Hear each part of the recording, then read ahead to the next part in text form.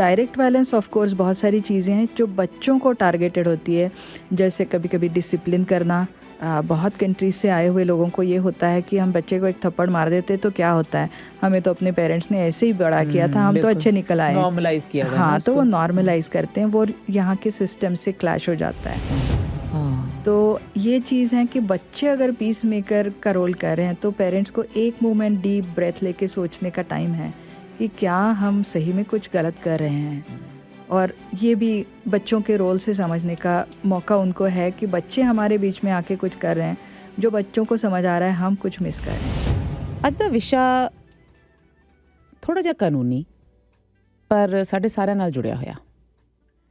ਅਸੀਂ domestic violence ਜਾਂ ਘਰ ਵਿੱਚ ਹੁੰਦੀ ਹਿੰਸਾ, ਇਹਨਾਂ ਲਫ਼ਜ਼ਾਂ ਨੂੰ ਆਪਾਂ ਸੁਣਦੇ ਹਾਂ ਅਤੇ ਸੁਣ ਕੇ ਕਈ ਵਾਰੀ ਅਸੀਂ ਇਹ ਸੋਚ ਕੇ ਡਿਸਮਿਸ ਕਰ ਦਿੰਦੇ ਹਾਂ ਕਿ ਇਸ ਦਾ ਮੇਰੇ ਨਾਲ ਕੋਈ ਵਾਸਤਾ ਨਹੀਂ ਹੈ, ਜਾਂ ਮੇਰੇ ਘਰ ਵਿੱਚ ਨਹੀਂ ਹੋ ਰਹੀ, ਜਾਂ ਮੇਰੇ ਲਾਗੇ ਛਾਗੇ ਨਹੀਂ ਹੋ ਰਹੀ। ਖਬਰਾਂ ਸੁਣਦੇ ਹਾਂ ਬੜੀਆਂ ਸਾਰੀਆਂ, ਅਤੇ ਖਬਰਾਂ ਉਵੇਂ ਹੀ ਨਿਊਜ਼ ਸਾਈਕਲ ਦੇ ਵਿੱਚੋਂ ਵਿਸਰ ਜਾਂਦੀਆਂ ਨੇ, ਜਿਵੇਂ ਅਸੀਂ ਉਹਨਾਂ ਨੂੰ ਸੁਣਦੇ ਹਾਂ ਅਤੇ ਫਿਰ ਉਹ ਗਾਇਬ, ਫਿਰ ਅਗਲੇ ਵਾਕਏ ਤੱਕ, ਅਗਲੀ ਵਾਰਦਾਤ ਤੱਕ ਉਹ ਨਿਊਜ਼ ਸਾਡੇ ਚੇਤੇ ਵਿੱਚੋਂ ਵਿਸਰੀ ਰਹਿੰਦੀ ਹੈ। ਇਹਨਾਂ ਸਾਰੇ ਵਰਤਾਰਿਆਂ ਵਿੱਚ, ਚਾਹੇ ਉਹ ਡੋਮੈਸਟਿਕ ਵਾਇਲੈਂਸ ਦਾ ਹੋਵੇ, ਚਾਹੇ ਇਹ ਨਿਊਜ਼ ਸਾਈਕਲ ਵਾਲਾ ਹੋਵੇ, ਇੱਕ ਸਾਡੀ ਸੁਸਾਇਟੀ ਦਾ, ਪਰਿਵਾਰਾਂ ਦਾ, ਕਮਿਊਨਿਟੀ ਦਾ ਹਿੱਸਾ ਜੋ ਅਕਸਰ ਅੱਖੋਂ ਪਰੋਖੇ ਹੋਇਆ ਰਹਿੰਦਾ, ਉਹ ਨੇ ਬੱਚੇ। ਔਰ ਅੱਜ ਦੇ ਪ੍ਰੋਗਰਾਮ ਦੇ ਵਿੱਚ ਅਸੀਂ ਬੱਚਿਆਂ ਉੱਤੇ ਫੋਕਸ ਕਰ ਰਹੇ ਹਾਂ। ਡੋਮੈਸਟਿਕ ਵਾਇਲੈਂਸ ਦੇ ਕੇਸਿਸ ਦੇ ਵਿੱਚ ਬੱਚਿਆਂ 'ਤੇ ਕੀ ਅਸਰ ਪੈਂਦਾ ਹੈ, ਕਾਨੂੰਨ ਤਾਂ ਸ਼ਾਇਦ ਅਸੀਂ ਅੱਜ ਪੂਰਾ ਡਿਸਕਸ ਉਸ ਬਾਰੇ ਨਾ ਕਰ ਸਕੀਏ, ਲੇਕਿਨ ਸਮਾਜਿਕ ਤੌਰ 'ਤੇ ਸਾਡੀ ਤੁਹਾਡੀ ਉਹਦੇ ਵਿੱਚ ਕੰਟਰੀਬਿਊਸ਼ਨ ਕੀ ਹੈ, ਰੋਲ ਕੀ ਹੈ, ਅਤੇ ਸਭ ਤੋਂ ਵੱਡੀ ਗੱਲ ਬਤੌਰ ਕਮਿਊਨਿਟੀ ਅਸੀਂ ਕੀ ਸਟੈਪਸ ਲੈ ਸਕਦੇ ਹਾਂ ਤਾਂ ਕਿ ਸਾਡੇ ਬੱਚੇ ਸੇਫ ਹੋ ਸਕਣ। ਔਰ ਇਸ ਵਿਸ਼ੇ ਦੇ ਉੱਤੇ ਅੱਜ ਗੱਲ ਕਰਨ ਦੇ ਲਈ ਸਾਡੇ ਕੋਲ ਇੱਕ ਲਾਇਰ ਨੇ, ਅਤੇ ਲਾਇਰ ਮੈਨੂੰ ਘੱਟ ਲੱਗਦੇ ਨੇ, ਉਹ ਆਥਰ ਮੈਨੂੰ ਜ਼ਿਆਦਾ ਲੱਗਦੇ ਨੇ, ਸਕਾਲਰ ਮੈਨੂੰ ਜ਼ਿਆਦਾ ਲੱਗਦੇ ਨੇ। ਅਰਚਨਾ ਮੇਢੇਕਰ ਦੇ ਨਾਲ ਮੇਰਾ ਰਾਬਤਾ ਕੁਝ ਕੁ ਮਹੀਨੇ ਪਹਿਲਾਂ ਹੋਇਆ, ਅਤੇ ਉਹਨਾਂ ਦਾ ਕੰਮ ਦੇਖ ਕੇ ਮੈਂ ਹੈਰਾਨ ਹੋ ਗਈ। UN ਤੱਕ ਉਹਨਾਂ ਦੀ ਆਵਾਜ਼ ਗਈ ਹੋਈ ਹੈ, ਔਰ ਉਹਨਾਂ ਦਾ ਮੇਨ ਕੰਮ ਡੋਮੈਸਟਿਕ ਵਾਇਲੈਂਸ ਦੇ ਆਲੇ ਦੁਆਲੇ ਹੈ। ਡੋਮੈਸਟਿਕ ਵਾਇਲੈਂਸ ਇਨ ਇਮੀਗ੍ਰੈਂਟ ਕਮਿਊਨਿਟੀਜ਼, ਜੋ ਸਾਨੂੰ ਸਾਡਾ ਆਈਨਾ ਦਿਖਾਉਂਦੀ ਹੈ ਉਹਨਾਂ ਦੀ ਸਟੱਡੀ। ਕੋ ਆਥਰ ਨੇ ਉਹ। ਅਦਰਵਾਈਜ਼ ਉਹਨਾਂ ਦੀਆਂ ਕੁਆਲੀਫਿਕੇਸ਼ਨਸ ਦੇਖੋ ਤੇ BSc, LLB, LLM, ਅਤੇ ਉਹਨਾਂ ਨੇ ਸਰਟੀਫਾਈਡ ਫੈਮਿਲੀ ਲਾਅ ਸਪੈਸ਼ਲਿਸਟ ਨੇ। 25 ਸਾਲ ਦਾ ਉਹਨਾਂ ਕੋਲ ਇੰਟਰਨੈਸ਼ਨਲ ਐਕਸਪੀਰੀਅੰਸ ਹੈ, ਅਤੇ ਅੱਜ ਸਾਡੇ ਨਾਲ ਉਹ ਸਟੂਡੀਓ ਦੇ ਵਿੱਚ ਬੈਠੇ ਨੇ। ਉਹਨਾਂ ਦੀ ਮੈਂ ਇੰਟਰੋਡਕਸ਼ਨ ਦੇਣ ਲੱਗਾ ਅਤੇ ਮੈਨੂੰ ਲੱਗਦਾ ਹੈ ਕਿ ਅਗਲੇ 5 ਮਿੰਟ ਮੈਨੂੰ ਚਾਹੀਦੇ ਹੋਣਗੇ। Welcome to the show Archana, thank you so much for making time for us. Thank you so much, बहुत अच्छा लगा आपको मिलके, आपके शो में आके, और 88.9 FM का, और आपका बहुत बहुत शुक्रिया मुझे बुलाने के लिए और आपके दर्शकों के साथ जुड़ने के लिए। Thank you so much Archana ji. Archana, you and I, हम लोग बात कर रहे थे अबाउट द रीसेंट कियाराज लॉ। तो हमें तो बिल्कुल पता नहीं था कि ये क्या लॉ है और हमारे साथ ये कैसे जुड़ा हुआ है। तो why don't we start with कियाराज law and then move further. ठीक है, तो कियाराज लॉ तो अभी हाल ही में अप्रूव हुआ है, जिसको हम कहते हैं रॉयल असेंट मिला है जी। तो ये फेडरली और प्रोविंशियली दोनों भी लेवल पे अभी कियाराज लॉ एप्लीकेबल है। तो कियाराज लॉ की बैक स्टोरी जैसे कहते हैं बहुत पेनफुल है, तो उसको मैं थोड़े से ब्रीफ में उसको शेयर करना चाहूँगी, क्योंकि फिर हमें जब पता होता है कि ये क्यों हुआ है तो इसका इम्पोर्टेंस ज़्यादा समझ आता है। तो कियारा नाम की एक 4 साल की छोटी लड़की थी जिसके पेरेंट्स सेपरेट हो चुके थे, और उनका कोर्ट में कस्टडी बैटल जिसको कहते हैं, कस्टडी के लिए लड़ाई चल रही थी। तो वो लड़ाई में वो ऑफ कोर्स बिटर हो गई थी काफ़ी, और लंबी भी चल रही थी, और उसमें काफ़ी इश्यूज़ आ रहे थे जो बच्ची के रिस्क फैक्टर के बारे में बात किया जा रहा था। लेकिन ये नहीं हुआ कि वो सिस्टम उसको नहीं बचा पाई। एक दिन वो अपने पिताजी के साथ जब एक आउटिंग पे गई थी, तो एक क्लिफ़ से, टोरंटो से वेस्ट एक क्लिफ़ है, वहाँ से वो दोनों भी, बेटी और बाप दोनों भी क्लिफ के नीचे पाए गए। काफ़ी ट्रॉमा था बेटी के बॉडी पे। दे वर फाउंड डेड जी। तो ये जो है हमें 1 is too many। कोई भी अगर छोटे बच्चे को ऐसी अपने पेरेंट्स के सेपरेशन की वजह से एडिशनल रिस्क को सामना करना पड़े, तो हमें ये करना चाहिए कि ये ना हो। और इसमें हम सबका रोल है, लेकिन कियाराज़ लॉ ये कहता है कि जिसको सबसे ज़्यादा पावर दी जाती है ये डिस्प्यूट्स रिजॉल्व करने की, जो बैठते हैं जज की कुर्सी में जी, उनको ये ट्रेनिंग दी जाए। अच्छा। क्योंकि दुनिया तो बदल रही है, लोगों की सोच भी बदल रही है, तो डोमेस्टिक वायलेंस के या फैमिली वायलेंस के इश्यूज़ काफ़ी कॉम्प्लिकेट हो गए हैं। तो उसमें बच्चों पे जो असर होता है उसको हमें माइक्रोस्कोप के अंदर रखना है और हमें जजेस को ट्रेनिंग देनी है कि ये इश्यूज़ आइडेंटिफाई कैसे करें। ये इश्यूज़ से हमें ये पता चले कि रिसर्च जो कहता है आज, ये हम सबको पढ़ाएंगे, दिखाएंगे कि ये प्रिवेंट हो सकता है। और हमने काफ़ी ऐसी स्टोरी सुनी है। कियारा का अभी हुआ है, लेकिन आपको याद होगा 2019 में रिया राजकुमार करके 11 साल की लड़की थी जो ऐसे ही हालात में अपने हमें नहीं पता कि डेथ उनकी कैसे हुई, लेकिन सिमिलर कॉन्टेक्स्ट में हुई थी। उसके बाद आपको याद होगा एक रेड अलर्ट भी, अम्बर अलर्ट भी चलाया गया था। तो हम क्या कर सकते हैं एज अ सोसाइटी भी, ये हम आज थोड़ा सा डिस्कस करेंगे। लेकिन ये बात है कि कियाराज़ लॉ ने अभी एक इम्पॉर्टेंट स्टेप ओपन किया है सबके लिए कि जो हमें डिसीजन देता है, वो जज की कुर्सी में जो भी बैठती हैं उनको ज़्यादा से ज़्यादा ट्रेनिंग दी जाए कि ये डोमेस्टिक वायलेंस है क्या, ये दिखता कैसे है। ये सिर्फ फिज़िकल नहीं है, ये कभी कभी बहुत सारी, जिसको हम आज कहते हैं कोर्सिव कंट्रोल, जो किसी न किसी को मारने वाली चीज़ नहीं है। बच्चे अगर एक्सपोज हो जाते हैं अपनी पेरेंट्स की टेंशन के लिए भी, जिसको आज हम समझते हैं एडवर्स चाइल्डहुड एक्सपीरियंसेस, उसका बच्चों पे आगे जाके इम्पैक्ट है। तो एक तो इशू है कियारा जैसे लूक करके एक छोटा बेटा था जिनके नाम से लूक्स प्लेस बनाया गया है डरहम में, 25 साल से वो काम कर रहे हैं जी। तो 25 साल में आप देखते हो अगर लूक से लेके कियारा तक तो ये प्रॉब्लम नहीं बदली है ना। तो हमें कुछ और करना होगा। हम जब नया प्रॉब्लम देखते हैं तो पुराने सॉल्यूशंस नहीं चलेंगे। और मेन चीज़ ये है कि इसमें हम सबको ट्रेनिंग देंगे। ज़रूरी ये है कि कम्युनिटी का भी उसमें हाथ हो। अच्छा, थोड़ा सा पीछे अगर जाएं तो आपने कहा कि जजेस को इसकी ट्रेनिंग देना है। तो जजेस को इसकी ट्रेनिंग क्यों देनी है? उनको तो लॉ का भी पता है, उनको क्या नहीं पता? Why does that need to happen? आपने जैसे इसका जिक्र किया तो ये बहुत अच्छा क्वेश्चन है। ये चेंज जो हमारे आसपास हो रहा है, कनाडा का जैसे एथनिक कॉम्पोजिशन जिसको हम कहते हैं, वो काफ़ी चेंज हो रहा है। अगर आप देखते हो कि अभी इमिग्रेंट्स और रेफ्यूजी जितने बाहर से कनाडा से आ रहे हैं, तो अगर आप स्टैटिस्टिक्स कनाडा का अगर कॉम्पोजिशन वाला स्टैटिस्टिक्स देखते हो तो ये है कि ऑलमोस्ट 7.6 मिलियन जो लोग हैं कनाडा में, वो खुद को आइडेंटिफाई करते हैं विजिबल माइनॉरिटी। उसमें सब आते हैं जो खुद को आइडेंटिफाई करते हैं। लेकिन अगर आप देखते हो पील रीजन जैसी डाइवर्सिटी है, यहाँ 250 से ज़्यादा लैंग्वेजेस बातें की जाती हैं, जो लोग बात करते हैं उनकी मदर टंग है। इतनी डाइवर्सिटी है, हमारे कल्चर अलग है, हमारा फूड अलग है, हमारी फैमिली अलग है। बिल्कुल। हम मल्टीकल्चरल फैमिलीज़ काफ़ी देखते हैं जो यहाँ पहले कनाडा में नहीं होता था। तो ये सब जो चीज़ें हो रही है, इसमें फैमिली का डेफिनेशन क्या है, ये 2 पेरेंट्स और अपने बच्चे, इतना छोटा सा सीमित परिवार का डेफिनेशन नहीं है कलेक्टिविस्टिक फैमिलीज़ का, है ना। तो इसमें फिर ग्रैंड पेरेंट्स का रोल क्या है, अपने चाचा चाची, मामा मामी, एक्सटेंडेड फैमिली, इनका रोल क्या है, इसमें कम्युनिटी का रोल क्या है ना। तो ये सब जो चीज़ें ये काफ़ी लास्ट 25 ईयर्स में चेंज हो रही हैं। और ये जो जिसको हम कहते हैं सोशल कॉन्टेक्स्ट, ये सोशल कॉन्टेक्स्ट लॉ स्कूल में नहीं पढ़ाया जाता, राइट, है ना। ये किसी भी ट्रेनिंग में कॉन्शियसली इसको नहीं पढ़ाया जाता। और ये प्रॉब्लम्स हम देख रहे हैं, जैसे अगर हम और भी स्टैटिस्टिक्स देखते हैं तो 2009 से अगर आगे आज तक हम आ रहे हैं तो 25% इंक्रीज़ हो गया है बच्चों के अगेंस्ट होने वाले डोमेस्टिक वायलेंस की केसेस में। अच्छा। 25% इंक्रीज।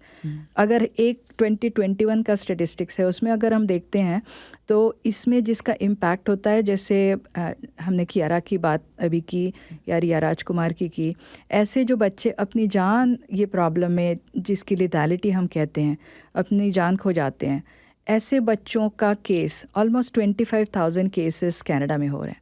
तो हम एक की बात करें, हमें 25,000 को भी देखना है और हमें एक भी नहीं होने देना है।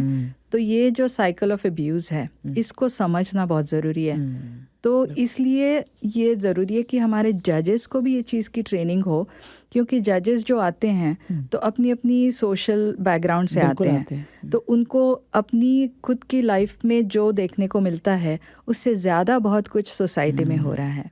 तो उनको उस चीज़ की इंट्रोडक्शन करवा देना, तब वो समझेंगे कि अरे इसकी कॉम्प्लेक्सिटी क्या है, इसका कल्चरल कॉम्प्लेक्सिटी क्या है, इसमें इनको लैंग्वेज का बैरियर ये लोगों को क्या हो सकता है, इनको ये कोर्ट में जो एविडेंस लाना है जिसके बेसिस पे जज डिसाइड करता है केसेस, वो लाने के लिए उनके पास क्या बैरियर्स हैं। राइट।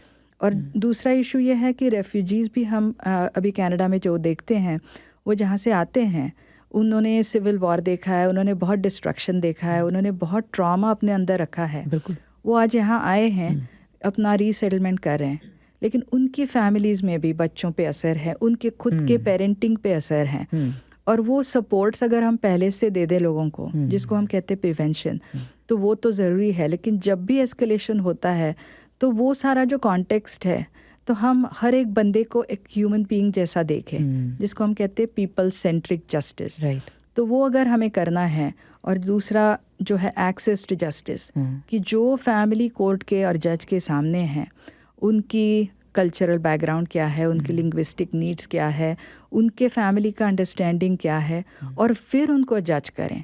ये नहीं कि हमारे पास one size fit all solution है, आप इसमें फिट हो जाओ, तो वो होता है सस्टेनेबल सोल्यूशंस नहीं होते। हाँ। तो जो प्रॉब्लम है उसके रूट तक जाने के लिए हमें जजेस को ट्रेन करना है, हमें इक्विप करना है उन्हें कि आपको जो सामने दिखाई दे रहा है वो सिर्फ टिप ऑफ द आइसबर्ग है, इसके नीचे बहुत कुछ है, वो नीचे क्या देखना है, कैसे देखना है, वो ट्रेनिंग जजेस को देना। नाउ आई अंडरस्टैंड कि आप इतनी एक्साइटेड क्यों थी जब आपने कियारा's लॉ की बात मुझसे करी थी।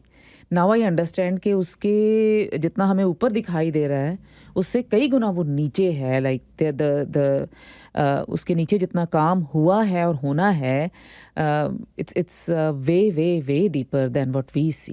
बिल्कुल। जो रिस्क आइडेंटिफाई कर पाएँ पीपल एट डिफरेंट लेवल्स। तो कियारा's लॉ की जब हम बात करते हैं तो उसमें आपने जिक्र किया कि जजेस को ट्रेनिंग देना है, लेकिन एज यू ऑल्सो सेड कि उससे पहले बहुत सी स्टेजेस हैं, जजेस तक तो बात बहुत बाद में पहुंचती है। तो ये जो रिस्क की हम बात कर रहे हैं बच्चों के कॉन्टेक्स्ट में, रिस्क को आइडेंटिफाई कैसे करें? अब रिस्क क्या हैं वो तो हमें पता है ऑलमोस्ट, लेकिन आइडेंटिफाई कैसे किया जाए by different levels of responders, जैसे हम इमीडिएट फैमिली, कम्युनिटी, जैसे सपोर्ट सर्विसेज की आपने बात करी, तो इनको कैसे पता चले कि ये बच्चा एट रिस्क है in this case of the custody battle या डोमेस्टिक वायलेंस में? हाँ जी, ये काफ़ी न्यूआंस्ड क्वेश्चन है। इसको हम पहले दो चीज़ों में डिस्कस करेंगे। एक तो सबसे इम्पॉर्टेंट चीज़ है कि रिस्क क्या है ना, और फिर जब हमें पता चलता है कि रिस्क क्या पॉसिबली हो सकती है, तो फिर हम उसके क्या साइंस हैं ये देखना शुरू कर देते हैं, है ना। तो सबको रिस्क ये लगता है जो ऑब्वियसली दिखाई देता है, जैसे किसी ने किसी को थप्पड़ मारी, किसी ने किसी को इंजोर किया, किसी को अभी खून आ रहा है, किसी को और कोई मार्क दिखाई दे रहा है बॉडी पे। ये जो फिज़िकल वायलेंस है ना, इसको हम बेहतर समझ रहे हैं पहले से, पूरा तो नहीं समझे हैं लेकिन बेहतर समझते हैं। तो कोई बच्चा स्कूल जाता है, टीचर देखती है, बाकी पीयर्स देखते हैं, तो उसका क्या होना चाहिए ये तो हमें समझ आता है आजकल। लेकिन कभी कभी प्रॉब्लम ये होती है ना कि ये अनरिपोर्टेड जो इश्यूज़ होते हैं डोमेस्टिक वायलेंस के, जैसे उसमें पर्टिकुलरली इमिग्रेंट फैमिलीज़ में अगर हम देखते हैं तो फैमिलीज़ अपना सब कुछ पीछे छोड़ के कनाडा में आ जाते हैं, जो भी कंट्री से आते हैं। यहाँ जो रीसेटलमेंट होती है उसमें चैलेंजेस हैं। बिल्कुल। ठीक है। तो उसमें जैसे फाइनेंशियली उनका स्ट्रगल चल रहा होता है, उनको रिक्वालीफाई करना होता है, जॉब ढूंढनी होती है, कभी बच्चे अगर छोटे हैं तो उनका डे केयर कहाँ है, ये सब चीज़ें ना वो डे टू डे के लाइफ के स्ट्रगल की चीज़ें हैं। तो अगर उसमें कोई और भी अगर आप लेयर ऐड करते हो, जैसे किसी को एडिक्शन की इशू है, किसी को मेंटल हेल्थ का प्रॉब्लम है, और हमने कोविड में तो काफ़ी देखा है कि बहुत सारे और आइसोलेशन के रिलेटेड प्रॉब्लम है। बिल्कुल। वो प्रॉब्लम का एक छोटा सा हिस्सा ये है कि लोगों को लैंग्वेज का बैरियर होता है, पर्टिकुलरली इमिग्रेंट कम्युनिटीज़ में। तो उसकी वजह से ये जो एक प्रॉब्लम घर में बॉयल होता रहता है, तो किसी न किसी को अब्यूज़ करने के लिए जो मेंटालिटी चाहिए वो भी अगर नहीं है, तो जस्ट उनके हालात से ही इतना स्ट्रेस है वो घर में, उसके ऊपर वो बच्चे के ऊपर उसका इम्पैक्ट होता है। तो वो भी एक रिस्क अपने आप में है जो हम नहीं समझते, क्योंकि इसमें दो चीज़ें हम कहते हैं, एक डायरेक्ट अब्यूज़, एक इनडायरेक्ट अब्यूज़। तो एडवर्स चाइल्डहुड एक्सपीरियंसेस या ACEs, जैसे बच्चों को अपनी इमोशनल सपोर्ट ना मिलना, बच्चों को जो खाने के लिए चाहिए वो पूरा नहीं मिलना। बहुत सारी फैमिलीज़ आज जो है फूड स्टैम्प पे चल रही है, तो उनको ताज़े फल, ताज़ी सब्जियां, ये छोटी छोटी चीज़ें भी नहीं मिल रही है। तो वो लेवल का एक डिप्रिवेशन है जो सिस्टमिक है ना। तो ये एक तो फैमिली में हमने देख लिया, जो सिस्टम में पॉवर्टी का इम्पैक्ट है बच्चों पे हो रहा है, क्योंकि कोई स्कूल में जो है अच्छे से कपड़े पहन के आ रहा है, दूसरे बच्चे जो हैं कोई ब्रांडेड पहन के जा रहा है, कोई सादे कपड़े पहन के जा रहा है, उनको फिर वो कंपैरिजन हो जाती है। तो ये जो सब चीज़ें ना, ये तो दुनिया में पहले से ही चलती आ रही है। लेकिन ये जब हम समझते हैं कि इसका बच्चों पे इम्पैक्ट है, ये जो हमारी समझ है आज कि ये सब चीज़ों का बच्चों पे एडवर्स इम्पैक्ट होता है, और जैसे जैसे आप ये लेयर को ऐड करते जाओ, तो जैसे पहले ही हमने बात की थी कि वो आइसबर्ग के नीचे बहुत कुछ है। तो ये नीचे वाली ये सब चीज़ें, ये तो ये रिस्क है। ये रिस्क के सोर्सेस अलग अलग हो सकते हैं। फिर जो पेरेंट्स अगर है, उनकी अगर झगड़े चल रहे हैं, अगर आप दरवाज़ा बंद करके भी अगर झगड़ो, तो बच्चों को कुछ सुनाई भी नहीं दे रहा है, तो लेकिन उनको पता है कि मेरे माँ बाप लड़ रहे हैं, उसका भी बच्चों के साइकोलॉजी पे इम्पैक्ट होता है। तो ये जो है ना, ये रिस्क समझना हमें ज़रूरी है, फिज़िकल रिस्क, लेकिन बाकी के टाइप के भी रिस्क, अगर वो बच्चों के ऊपर टारगेटेड भी नहीं है, तो जिसको हम कहते हैं indirect violence. Direct violence of course बहुत सारी चीज़ें हैं जो बच्चों को टारगेटेड होती है, जैसे कभी कभी डिसिप्लिन करना। बहुत कंट्रीज से आए हुए लोगों को ये होता है कि हम बच्चे को एक थप्पड़ मार देते तो क्या होता है, हमें तो अपने पेरेंट्स ने ऐसे ही बड़ा किया था, हम तो अच्छे निकल आए, नॉर्मलाइज किया। हाँ, तो वो नॉर्मलाइज करते हैं, वो यहाँ के सिस्टम से क्लैश हो जाता है। फिर इंटरवेंशंस होती हैं जिसको ये समझाना समझ नहीं आता, जो कोई अगर पुलिस आती है, चिल्ड्रंस एड आती है, या कभी स्कूल से भी इंटरवेंशन होता है, बहुत सारे एंट्री पॉइंट्स हैं। तो वो जब आता है तो उनको समझाने के लिए या तो फिर क्या सपोर्ट चाहिए वो मांगने के लिए भी ये फैमिली स्ट्रगल करती हैं। तो उसमें रिस्क फैक्टर्स अगर हम देखते हैं यूजुअली, तो एक डोमेस्टिक वायलेंस कमिटी बिठाई गई जिसका काम ये था कि जैसे जो बच्चे जो और फैमिलीज़ में डेथ होती है डोमेस्टिक वायलेंस की वजह से, उसमें कोई भी विक्टिम हो सकता है, लेकिन उसका जेंडर्ड इम्पैक्ट अगर हम देखते हैं तो उसमें समझ आता है कि काफ़ी उसमें बच्चे भी इन्वॉल्व होते हैं, जो कोई भी पेरेंट, कोई भी फैमिली मेम्बर, कोई भी कम्युनिटी मेम्बर नहीं चाहेगा। तो ये रिस्क फैक्टर्स क्या है, और उसका एक्सेस ये होता है DVDRC के रिपोर्ट से कि 7 से ज़्यादा उन्होंने जो आइडेंटिफाई किए रिस्क फैक्टर्स हैं, तो वो रिस्क एस्केलेट हो जाता है। अच्छा, जैसे हम कियारा केस अगर देखते हैं, जो उनके केस में था, तो उनका जो रिस्क था होमिसाइड का, जैसे किसी ने किसी को मारने का रिस्क है, उसमें क्या था, पेरेंट्स का सेपरेशन हो चुका था, उनका लिटिगेशन चल रहा था, अनएम्प्लॉयमेंट अगर कोई पार्टी का है उसमें, तो वो भी एक एडेड रिस्क हो जाता है, क्योंकि वो खुश नहीं है, वो अपने आप में लड़ रहे हैं, विद इन देमसेल्व्स सिस्टम से लड़ रहे हैं। फिर उनके पास मेंटल हेल्थ की अगर प्रॉब्लम हो जाती है, वो लेयर तो ऐड हो गया। किसी को कंट्रोल करना, अपने पार्टनर को, कैसे कपड़े पहने जाए, बाहर कहाँ जाए, किसके साथ जा रहे हैं, क्या कर रहे हैं, अपने पैसे कहाँ खर्च कर रहे हैं, जब ये ऐसे टाइप के भी कंट्रोल है, ये भी एक टाइप का अब्यूज़ है जिसको हम आज समझते हैं कोर्सिव कंट्रोल। ये अपने आप में एक रिस्क फैक्टर है। और फिर किसी की डेली एक्टिविटीज़ को कंट्रोल करना, चोकिंग, जैसे अगर किसी ने किसी को गला दबाने की कोशिश की तो रिसर्च कहता है कि एक बार वो इंसिडेंट हो जाता है तो उसके बाद किसी को नेक्स्ट टाइम अगर ये सिमिलर इंसिडेंट होता है तो उसमें मर जाने की या होमिसाइड की रिस्क बहुत ज़्यादा है। तो जो हमें पता है ये चीज़ों का हम कैसे समझ लें कि इससे हम प्रिवेंशन के लिए इसको यूज़ करें। आज एक नई हमारी सोच बनी है, बहुत सारे घर में पेट होता है, वो पेट को भी अब्यूज़ किया जाता है, कभी कभी उनको फेंकते हैं कहीं, उसको अब्यूज़ करते हैं। तो आप फैमिली मेम्बर्स को कुछ नहीं कर रहे हो लेकिन वो पेट को कर रहे हो, या तो फिर आप किसी को मार नहीं रहे हो लेकिन जैसे घुसा मार दिया वॉल में, वहाँ पे आपको या ज़बरदस्ती से ज़ोर से दरवाज़ा लगा के, या ये सब जो चीज़ें ना, ये एग्जाम्पल्स हैं, ये जो छोटे छोटे हैं, इसका डायरेक्टली आज तो कोई इम्पैक्ट नहीं कर रहा है, लेकिन जब आप सोचते हो कि over the period of time ये बच्चे देख रहे हैं, समझ रहे हैं, सहमे होते जा रहे हैं, और हमें रिसर्च ने बोला है कि बच्चों का ये रिस्क क्या है, इट परपेचुएट्स थ्रू चिल्ड्रन, कि ये जो साइकिल ऑफ वायलेंस या अब्यूज़ है ये बच्चों के थ्रू परपेचुएट होता है, मतलब आगे बढ़ता है। हाँ, तो ये कैसे बढ़ता है, तो इसमें अभी जितना रिसर्च हमारे सामने है, अगर लड़कियां हैं तो अपनी खुद की रिलेशनशिप में वो सबमिसिव हो जाती है, सहमी हो जाती है, वो अपनी खुद के लिए स्टैंड अप करना बहुत मुश्किल समझती हैं, वो नहीं कर पाती। तो ये तो कोई माँ बाप नहीं चाहेंगे अपनी खुद की बेटी के लिए। और जब बेटे होते हैं तो they could possibly be the aggressors of the relationship. तो अगर वो एग्रेसर्स हैं अपनी पार्टनर के साथ, तो वो भी रिश्ता तो आगे अच्छे से चलने का चांस बहुत कम हो जाता है। तो ये फिर जो साइकिल है ये बच्चों के थ्रू आगे चलता है, और ये रिस्क फैक्टर अपने आप में है कि एक जनरेशन पे ये नहीं रुकता, ये बच्चे जो ऑब्ज़र्व करते हैं उनके ऊपर उसका इम्पैक्ट होता है।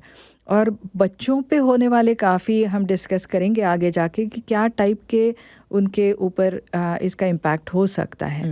लेकिन ये जो रिस्क फैक्टर्स हैं ये सारे हम रोज़ देखते हैं, इसको हम आइडेंटिफाई कर सकते हैं, लेकिन क्या हम इसको समझते हैं कि ये रिस्क फैक्टर है ना? ये भी तो हो जाता है ना कि हम उसको आइडेंटिफाई करते हैं, बाज़ दफ़ा हमें यही नहीं पता होता कि इसके आगे हमें क्या करना है, what is my role in it, ख़ासतौर पे in this context, Canadian context में, कि मेरी लाइन कहाँ पे है और मुझे कहाँ रुकना है, मैं वहाँ पे स्टेप इन नहीं कर सकती हूँ।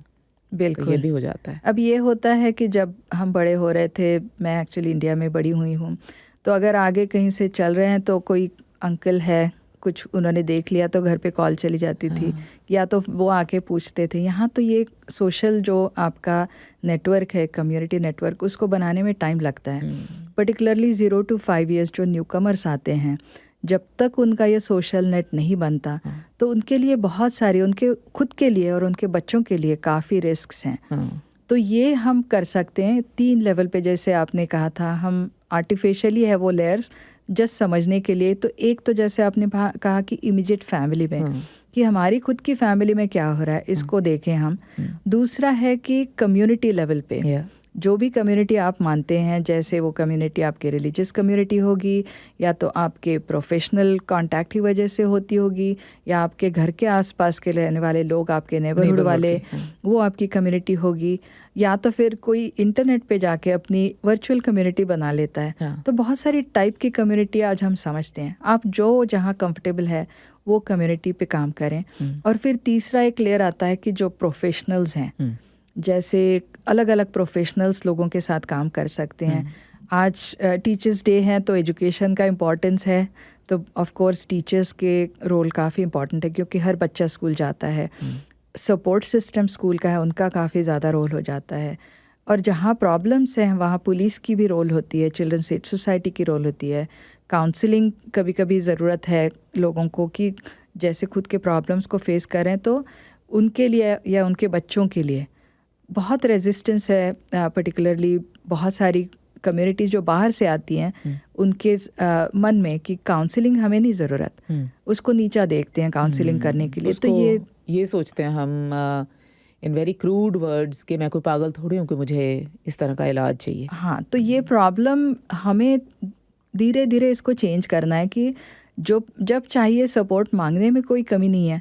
अगर आप कहीं और होते, जैसे अपनी खुद की कंट्री में होते, तो कोई फैमिली मेम्बर होता है जिसके आप ट्रस्ट करते हो, कोई लीडर होता है जो कम्युनिटी में जिसको मानते हैं, वहाँ जाते हो आप, वो इनफॉर्मल सपोर्ट सिस्टम होता है, वो आप यहाँ पे भी बना सकते हो। लेकिन ये इसमें तो 4-5 साल तो कम से कम लग जाते हैं। तो वो अगर नहीं है तो प्रोफेशनल हेल्प लेना, इसमें कोई कमी नहीं है। क्योंकि अगर आप टाइम पे इसको इंटरवीन करते हो और आपके पास अच्छे से स्ट्रैटेजी बनती है, तो ये हमारे तक एज अ लॉयर आए ही नहीं। एस्केलेशन होना ही नहीं चाहिए ये प्रॉब्लम्स का। राइट। तो ये रिस्क आइडेंटिफिकेशन का फ़ायदा ही यही है कि हम समझें कि ये जो चीज़ें हम आइडेंटिफाई करें, हमारे गट को पता होता है कि ये सही नहीं चल रहा सही नहीं है ना, लेकिन करना क्या है ये नहीं पता होता है। लेकिन सबसे पहला स्टेप तो डेफिनेटली ये है कि हम इसको आइडेंटिफाई करें कि ये कुछ गलत चल रहा है। जी। Archana ji, before we go any further, जो बच्चे हैं घर में, अब जैसे हमने बहुत से रिस्क फैक्टर्स की बात करी है, तो बच्चे कोई पैसिव ऑब्जेक्ट नहीं है कि पड़े हैं और पेरेंट्स का उन पे जो है एक्शन हो रहा है। बच्चे भी तो एक्टिव रोल अदा करते हैं फैमिली में, बिकॉज वो इम्पैक्ट हो रहे हैं। तो दे ऑल्सो ट्राई कि ये जो झगड़ा हो रहा है इसमें मैं कोई ऐसा रोल अदा कर सकूं जिससे ये कम हो जाए इन देयर ओन इनोसेंट वे। हाँ, ये बहुत इम्पॉर्टेंट आस्पेक्ट है जो हम कभी कभी समझते हैं लेकिन कॉन्शियसली उसको नहीं समझते। तो उसके बारे में ना हमने हमारी एक टीम, रिसर्च टीम बैठी थी मेरे साथ, मेरे को रिसर्चर्स और भी थे। वो सारे social work, social service work की प्रैक्टिस से हैं और मेरा काम प्रैक्टिशनर का और लॉ का था। तो सोशियो लीगल जिसको कहते हैं, ये एंगल लेके हमने एक इंटरसेक्शनल आइडेंटिटी जो बनती है ना बच्चों की, फैमिलीज़ के भी अपने अपने अलग अलग एक्सपीरियंसेस की, उसको समझने के लिए एक रिसर्च प्रोजेक्ट किया। उसका अभी एक्चुअली लास्ट वीक ही उसका एक बुक पब्लिश हुआ है, ब्रेकिंग द साइलेंस। जो बच्चों के नैरेटिव्स हैं, उसमें जो 12 यंग बच्चे थे जिन्होंने अपने चाइल्डहुड में एक्सपीरियंस किया था अब्यूज़, और उनके खुद के नैरेटिव्स और उसका क्या इम्पैक्ट है, और बच्चों ने जो है अपना वॉइस शेयर किया है हमारे साथ। वॉइस ऑफ ए चाइल्ड हमें इन्फॉर्म करता है कि कहाँ उनको इट इज़। तो वो बहुत अच्छे से ये जुड़ता है आपके क्वेश्चन के साथ कि बच्चों के इसमें क्या रोल्स होते हैं जब फैमिली में ये ऐसे प्रॉब्लम्स चल रहे होते हैं। तो बहुत सारी चीज़ें बच्चे करते हैं, लेकिन सबसे इम्पॉर्टेंट कुछ आइडेंटिफाइंग इम्पैक्ट हमने देखे हैं। तो एक है प्रोटेक्टर एंड प्रोवाइडर। अच्छा, जैसे बच्चे हैं, माँ बाप का झगड़ा चल रहा है तो वो बीच में खुद होके कूद जाएंगे, वो उनको रोकने की कोशिश करेंगे, हालांकि उनका तो वो रोल भी नहीं है।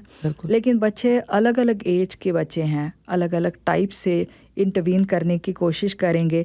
कभी कभी उसमें जैसे हम कहते हैं कि बच्चों पे ये असर होता है कि सिबलिंग्स अगर है तो एक बच्चा एकदम पेरेंटिफाइड हो जाता है, बड़ा हो जाता है, अपने छोटे सिबलिंग्स को भी प्रोटेक्ट करने के लिए उसको फीड करता है, उसको they try to take care of them. हाँ, तो उनका तो बचपन चला गया फिर, इट्स सो हार्टब्रेकिंग, है ना। तो वो चीज़ है जिसको हम न्यूआंस्ड वे से अगर देखते हैं तो वो हो जाता है। दूसरा है पीस मेकर, वो घर में शांति लाने की कोशिश करते हैं। अब हम ये कहते हैं कॉन्फ्लिक्ट रिजोल्यूशन के वर्ल्ड में कि हम शांति ऐसी चीज़ से ला सकते हैं जो सही में पॉजिटिव पीस हो। ये नहीं कि हम कॉन्फ्लिक्ट को रख के अंदर डाल देते हैं, उसको कवर करते हैं, कहते हैं शांति है। तो बच्चे ये समझते हैं, वो अपने से ही इसको इन्वॉल्व हो जाते हैं, डी एस्केलेट करने के लिए ट्राई करते हैं।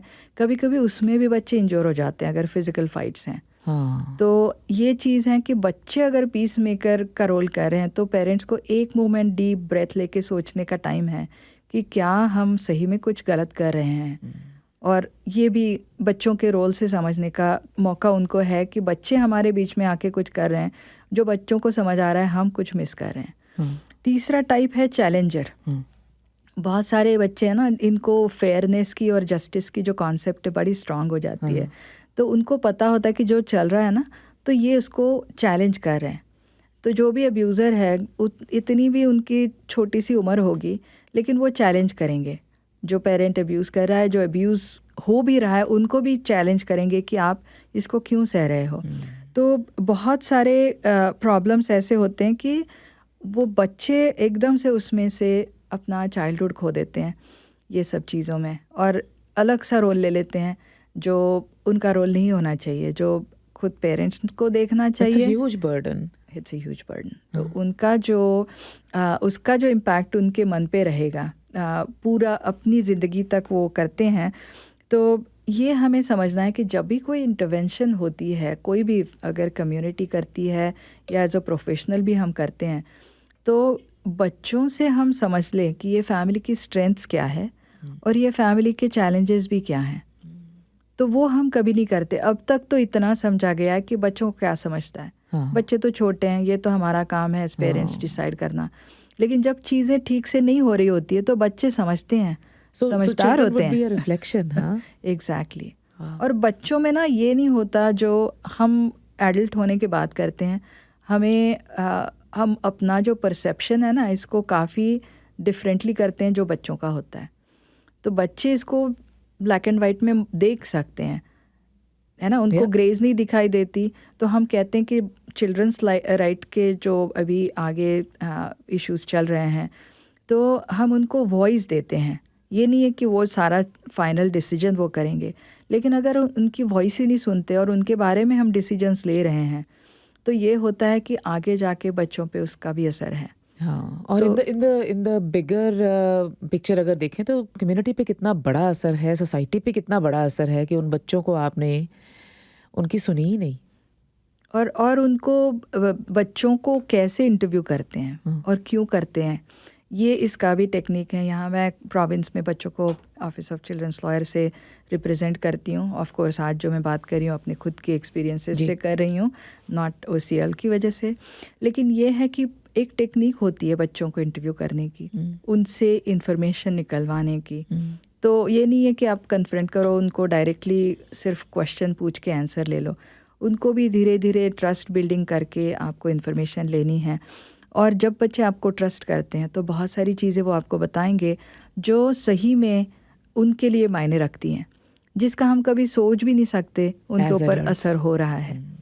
तो बच्चों को वॉइस देना ये सब चीज़ों में, ये प्रिवेंशन के लिए भी बहुत इम्पॉर्टेंट चीज़ हो सकती है।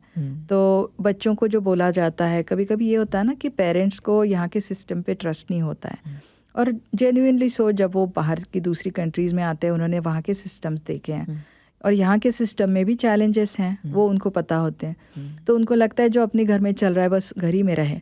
फिर बच्चों को बोलते हैं बाहर किसी के साथ बात नहीं करनी है, किसी को नहीं बताना है। तो बच्चे उसमें फिर सहमे सहमे हो जाते हैं, किसी से बात नहीं करते, अपने आप में चीज़ें रखते हैं। वो उसका भी उनके साइकोलॉजी पे असर होता है। और कभी कभी सही और झूठ का जो डिफ्रेंसिएशन है वो छूट जाता है। फिर वो झूठ बोलने लगते हैं और फिर वो भी उसके साइकिल में चले जाते हैं। तो बहुत सारे इम्पैक्ट्स हैं जो बच्चों को हमें स्पेस देने से सॉल्यूशन का एक बहुत बड़ा एक खिड़की तो खुल जाती है। दरवाज़ा खुलेगा यानी वो आगे सब लोगों के एक साथ में सोचने से होता है। हाँ।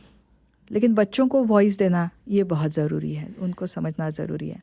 जितनी आपने बातें करी है ना, मेरे माइंड में क्या चल रहा है कि वी एडल्ट्स हम कितने केपेबल हैं मैसअप करने में उस तबके को, उस पीढ़ी को जिसको हम क्लेम करते हैं कि उनकी वजह से हम यहाँ हैं, या हम ये कहते हैं जी मैं तो अपने बच्चों के लिए सब कुछ कर रहा हूँ, या ये सब कुछ उनके लिए बिल्ड कर रहा हूँ या कर रही हूँ, या छोड़ के उन्हीं के लिए जाऊँगी एट्सेट्रा।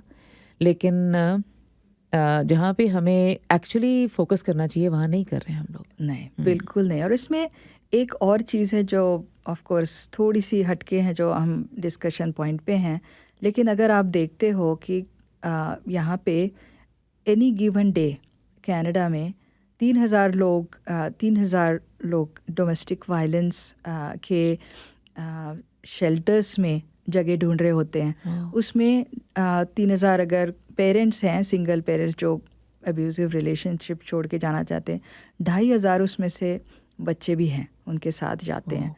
तो अगर आप देखते हो कि एक दिन में इतने लोगों पे इस चीज़ का असर हो रहा है, तो हमें बहुत ये बच्चों के वेलबींग पे, प्रिवेंशन पे, डी एस्केलेशन पे बहुत काम करना है। Lots of work to do.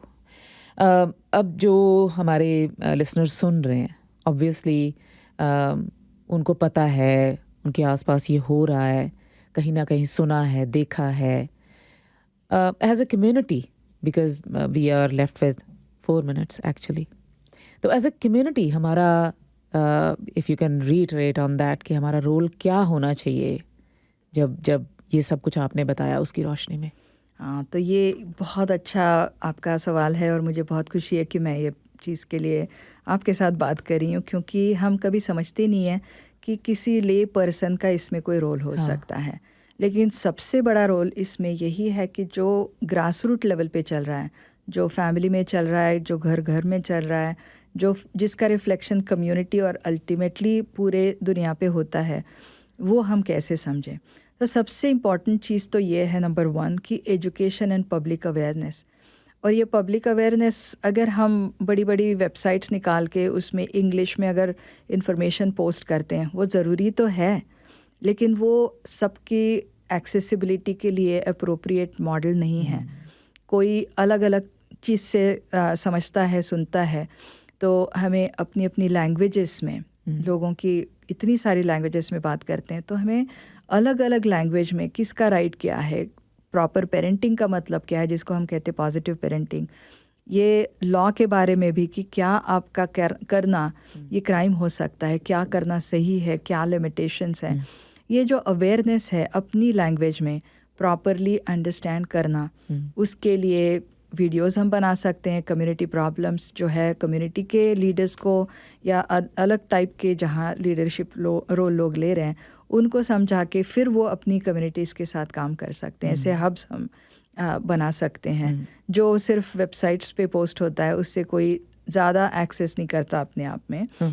और मुझे लगता है कि हम अपना एक कल्चरल शिफ्ट भी है, अपना जो सोच विचार है कि बच्चों को कुछ नहीं समझ आता, तो नहीं, बच्चों को समझ आता है, उनकी स्ट्रेंथ पे फोकस करें, उनको एज अप्रोप्रिएट, ऑफ कोर्स ये नहीं कि हमने पूरा अधिकार बच्चों को दे दिया, लेकिन हमें ये उनको टेबल एट द सीट देनी है। क्योंकि हमारी फैमिलीज में काफ़ी कभी कभी ये होता है ना, हायरार्की में बच्चे सबसे नीचे होते हैं, फूड चेन में सबसे नीचे होते हैं तो वो करना ज़रूरी है।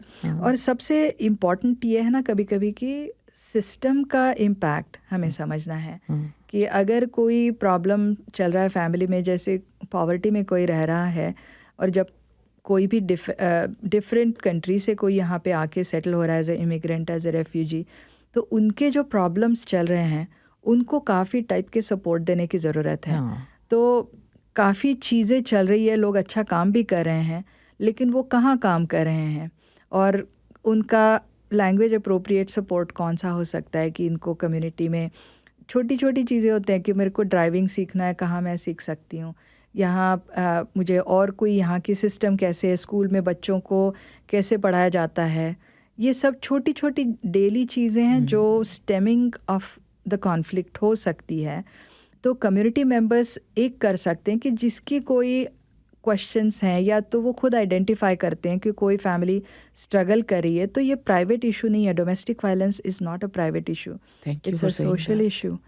इसका बच्चों के वेलबींग के साथ और सोसाइटी के वेलबींग के साथ बहुत बड़ा रिश्ता है। अर्चना, मैं तो ये भी सोच रही हूँ कि जो वर्ड डोमेस्टिक वायलेंस है, डोमेस्टिक उसको ऑटोमेटिकली ट्रिविलाइज करता है, इसकी भी रीडेफिनेशन होनी चाहिए। हाँ जी, तो ये आपने बहुत अच्छी चीज़ कही। एक्चुअली इसकी रीडेफिनेशन हुई है रियली 2021 में। डिवोर्स एक्ट जो एक्ट है जो पूरे कनाडा को गवर्न करता है, फेडरल एक्ट, उसमें चेंजेस आई है। और अब उन्होंने कहा है कि हम इसको फैमिली वायलेंस कहेंगे। अच्छा, क्योंकि ये फैमिली का डेफिनेशन भी बढ़ता जा रहा है। समझ रहे हैं हम कि फैमिली एक तरह की नहीं होती, बहुत अलग अलग तरह की होती है। तो वो फैमिली वायलेंस अभी इज़ द टर्मिनोलॉजी। और उन्होंने जो कस्टडी, एक्सेस, ऐसे पोलराइजिंग टर्म्स थे जिसकी वजह से पेरेंट्स झगड़ते थे कि मुझे कस्टडी चाहिए, मुझे एक्सेस चाहिए, वो भी हटा दिए हैं। अच्छा, लॉ कहता है कि आपकी एज अ पेरेंट रिस्पॉन्सिबिलिटी है कि आप अपने आप को पेरेंट समझो, और फिर पेरेंटिंग रिस्पॉन्सिबिलिटी उसका नामकरण किया गया है। तो वो लैंग्वेज बदलने से भी hopefully over the period of time जो पोलराइजेशन होता है, जो डिवीजन होती है कि मुझे कुछ मिला और तुझे नहीं मिलना चाहिए, तुझे ना मिला, टग ऑफ वॉर होता है। हाँ, तो वो टग ऑफ वॉर कम करने के लिए या बंद करने के लिए ये चेंजेस हुए हैं। होपफुली उसका 10 सालों में हमें कोई एक ऐसा इमर्जिंग पैटर्न आएगा जिससे दुनिया में चेंज हो रहा है, कनाडा में चेंज हो रहा है। ओह वाओ, या so much to learn. Thank you so much for coming into the studio today. Thank you. And for this conversation. Thank you so much It's मुझे an बुलाने eye-opener. के लिए और आपके दर्शकों के और सबके साथ जुड़ने का चांस देने के लिए। Thank you so much and will part on this note के हमारे पास एक तो हमारे लिसनर हैं, उन्होंने शेयर किया है, we may not be able to comment on it right now but इसको इंक्लूड करना बहुत इम्पॉर्टेंट है। 3787 I don't have your name, और वो कहते हैं कि बच्चे पेरेंट्स की प्रॉपर्टी नहीं होते हैं, कनाडा में तो नेशनल प्रॉपर्टी है एक तरह से, इसीलिए गवर्नमेंट बच्चे के नाम पर आपको डॉलर्स देती है। Education up to high school is free, health care is also free, लेकिन बहुत से न्यू कमर पेरेंट्स नई स्किल्स लेने की बजाय इस पैसे को, बच्चों के पैसे को इनकम इस्तेमाल करके नई कार, मॉर्गेज, नया फर्नीचर, अल्कोहल, इन चीज़ों पे इस्तेमाल करते हैं। ਅਮਰੀਕ ਸੈਣੀ ਜੀ, ਥੈਂਕ ਯੂ ਸੋ ਮਚ। ਅਸੀਂ ਜੋ ਕਰਦੇ ਹਾਂ ਆਪਣੀਆਂ ਖੁਸ਼ੀਆਂ ਲਈ ਕਰਦੇ ਹਾਂ, ਬੱਚਿਆਂ ਲਈ ਨਹੀਂ। Probably yes. And Nina ji really like the show and she says कि इस तरह के शोज हमें कम से कम महीने में एक दफ़ा तो करने चाहिए। So yes, we'll rope you in. बिल्कुल, थैंक यू मुझे सो खुशी मच। होगी। Thank you so much. Many thanks.